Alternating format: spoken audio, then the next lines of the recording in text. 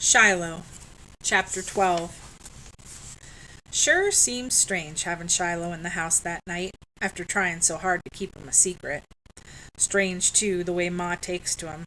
Seems like she can't hardly pass his box next to the stove without reaching down to pet him, making low, sympathy noises in her throat, the way she does when Lynn or Becky or me get sick. Dad don't say much. He come home to find Shiloh there. He just stands off to one side listening to what Doc Murphy said about him. He don't get close enough for Shiloh to take a lick. But when supper's over and I go off to the bathroom to brush my teeth, I peek back through the doorway, and Dad's over by Shiloh's box, letting him lick his plate clean. Dad crouches there a minute or two, scratching all down Shiloh's back and up again. What I'm figuring, see, is by the time Shiloh's better, everybody will love him so much they just can't let him go. Even Dad. I'm hoping Dad will go over to see Judd Travers, make him an offer for Shiloh, and then he'll be ours. The trouble with this kind of thinking, though, is we don't have the money. I'll probably be through junior high school almost before I earn enough to pay Doc Murphy's bill. To buy Shiloh from Judd, even if Judd's willing to sell, I have to collect aluminum cans all through high school, too. Can't make very much with cans. I try to think about what other kind of work I can do that would pay me more, but except for delivering the country paper on Friday afternoons, nothing else comes to mind, and somebody's got that job already. It's sort of like Shiloh's there, and he's not. In the next couple of days, everybody's petting him every chance they get. Becky feeds him the crusts off her toast, breaks off little bits and shrieks every time she feels Shiloh's mouth slurp them out of her fingers. Ma's putting up beans in jars, and all the while she hums to Shiloh like he's a baby in a cradle, not a dog in a box. Lynn's got an old hairbrush, and she just can't seem to brush that dog enough. Even Dad sits down one evening and gets out every tick Shiloh's got on him, takes a little dab of turpentine and rubs it on the tick's rear end, and the tick backs out of Shiloh's skin mighty quick. The thing that makes it seem like Shiloh's not there is that nobody except me and Lynn and Becky talks about him. Ma and Dad don't even once mention his name out loud, as though saying it makes him ours, which he ain't. As though if you don't talk about him, maybe he'll disappear as quietly as he came that day in the rain. What everyone's waiting for, I guess, is something to happen. Every day Shiloh's getting a little stronger. 2 days after Doc Murphy brought him here, Shiloh's up limping around on his bad leg. Ma puts some papers beside his box for him to do his business on, but he won't.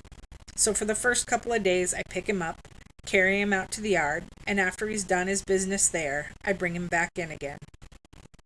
But now he's pushing open the back screen himself and going down into the yard, then coming back and tapping on the screen with one paw, so we'll let him in. Somebody, sometime, is bound to see him. Becky, sometime, bound to say something. Even David Howard, when his ma came to pick him up the other day, opens his mouth right off and says something about Shiloh. "Who's Shiloh?" she asks, and David realizes he let it slip. "Old stray cat," he says, and now I've got David lying. Worst part about having Shiloh here in the house, where I can play with him any time I like, is that it's hard to leave him when I go out collecting cans. But I've got to earn money now more than ever. So each day when Shiloh takes his long nap, I set out with my plastic garbage bag hanging out on one jeans pocket. One day I walk all the way to Friendly and ask at the grocery where the country paper is dropped, and if they'll put my name in as a carrier. Mr. Wallace says he'll turn my name in, but he's already got 6 names ahead of me, and one of them is a grown man with a car. Don't see how I can match that. I study the bulletin board at the back of the store where people put up notices. Stand on one foot and then the other reading the whole danged board, and seems like everybody got something to sell or want to be hired. Nobody wants to buy. Only 2 jobs listed, one for an appliance salesman and some woman who wants her house painted. Mr. Wallace sees me looking at the board, and he comes over and takes down the notice about a woman wanting her house painted. "That's already taken," he tells me. That night, while we finish supper, Shiloh's going around the table, putting his nose in everyone's lap, looking mournful, waiting for somebody to slip him something to eat. I can tell Ma and Dad's trying their best not to laugh. Ma won't let us feed him at the table. What I'm dying to ask Dad is, did he tell Judd Travers about his dog being here? Dad don't mention it, so I don't ask. Maybe I don't want to know, I tell myself. And then, just as Ma's dishing up a peach cobbler that we're going to eat hot with milk, I hear a sound outside that makes my bones feel like icicles inside me. Shiloh hears it too, and I know right away it's what I think it is, because Shiloh sticks his tail between his legs, puts his belly low to the floor, and climbs back into his box. Ma and Dad look at Shiloh. They look at each other. Then there's the slam of a truck door outside, footsteps on the ground, footsteps on the porch, and a rap, rap, rap at the back door. Everybody stops eating, like we was all froze to death in our chairs. Dad gets up and turns on the porch light, and there he is, Judd Travers, looking as mean and nasty as I ever seen him look. He don't even ask can he come in, just opens the screen and steps inside. "Ray Preston," he says, "somebody told me you got my dog." Dad's looking serious. He nods and points towards the box by the stove. "Over there, Judd, but he's hurt, and we've been taking care of him for you." Judd stares at Shiloh and then at Dad. "Well, I'll be danged," he says, almost softly. "Somebody knows my dog is missing, takes him in, and don't even have the decency to tell me." "We were going to tell you," Dad says, and he's looking straight at Judd. "Nobody wants to hear his dog's been hurt, though, and we wanted to make sure he was going to pull through." Then he turns to me.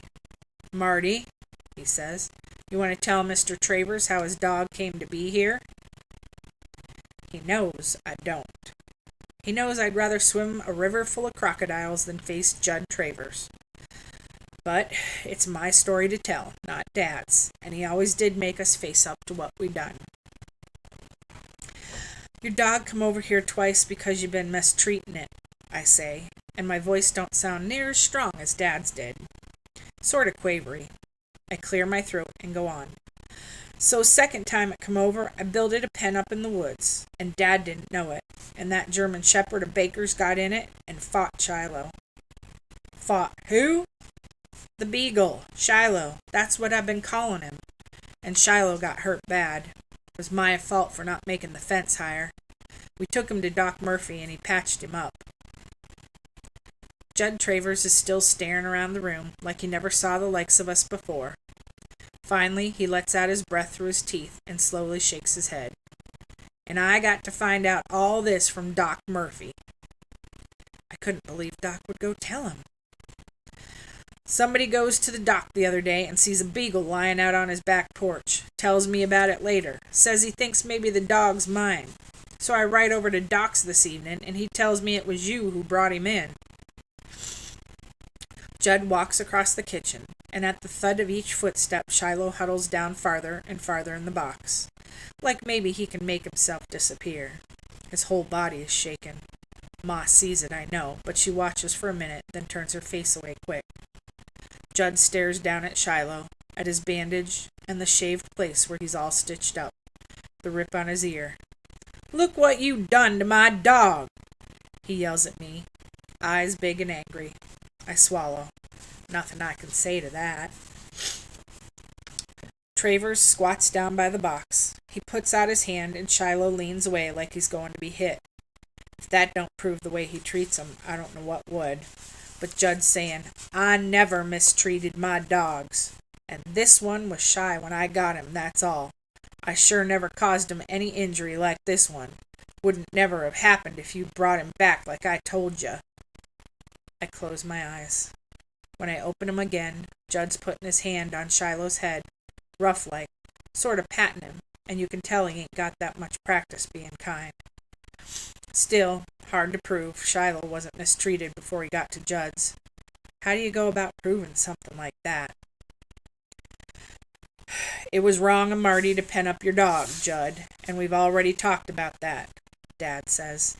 He's the one who's going to pay Doc Murphy for patching him up, and soon as the dog is strong, we'll drive him over to your place. Why don't you let us keep him until then, in case he needs more care? Judd stands up again and looks at me. I stare back, but I don't say nothing. And then Ma can't take it any more. She says, Judd, Marty's got awful attached to that dog, and we'd like to know how much you want for it. Maybe we can scrape up the money to buy him. Judd looks at her like she's talking some kind of nonsense, like we are all getting crazier by the minute. That dog's not for sale, he says. Paid good money to get me a hunting dog, and he could be one of the best I've had. You want to keep and feed him till he's better? Okay with me. It's you that got him all tore up, and you paying the bill. But I want him back by Sunday. Screen door slams again, truck starts up, and then he's gone.